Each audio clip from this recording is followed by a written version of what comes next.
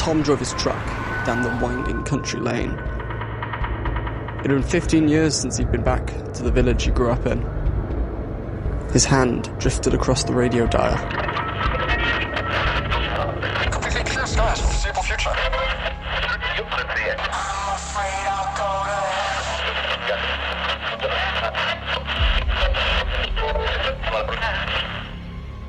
to... The sky was uncharacteristically clear for the English countryside. That was until he entered the village.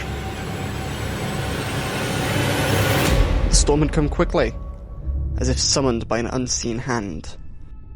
Dark clouds crescendo overhead, casting a shadow across the village. It was the kind of storm that just felt wrong. But it wasn't the storm that unsettled Tom. It was the shapes he glimpsed within the clouds. At first, it was just a flicker, a shadow against the turbulent sky. Or so he thought. First, it was nothing, just a flicker, a shadow against the turbulent sky, so he thought nothing of it. But then he saw it again. The unmistakable sight of a creature with an impossible wingspan. Once parked, Tom walked the streets, his eyes on the clouds, searching for the creatures he'd spotted.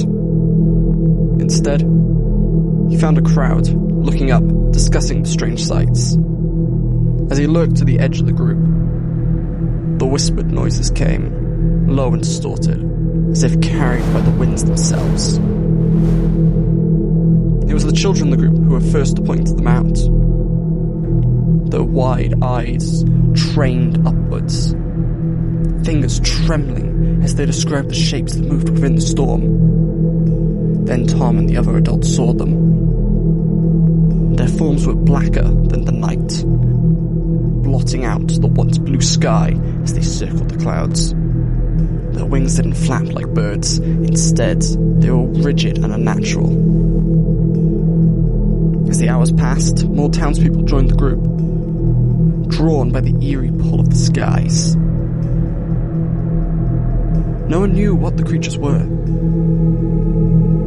but they felt them, felt their eyes watching from above, felt the unnatural weight in the air, as if the storm itself was alive and hungry. The creatures moved with purpose, their wings cutting through the sky in rhythmic, unsettling beats. And then came the first scream. It was a woman, standing alone in the street, staring up. Her mouth open in horror, eyes wide, face pale with fear. Tom rushed towards her, but he was too late. She dropped to her knees, eyes pooling with tears, speaking an unknown language under her breath, getting faster and faster until she collapsed, dead. Another scream, then another. The ground shook with the sound. And one by one, the people began to fall, dead. As if something from the storm itself was plucking them from the earth, like flies in a web.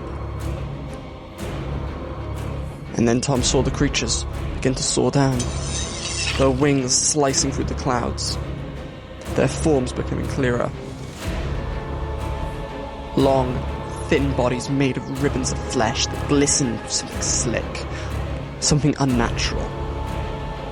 Eyes, too many eyes that stared down from the darkened sky, their pupils blank and void, sucking in all the light. And their large wings shot off in hundreds of directions. The storm began to rage harder, and the town fell silent, save for the bone-chilling sound of the wings slashing through the air, in the distance getting louder and closer. And the last thing Tom saw was the eyes. Dark, endless eyes, filled with hunger and something else. Pity. And then he realized it was the end of days.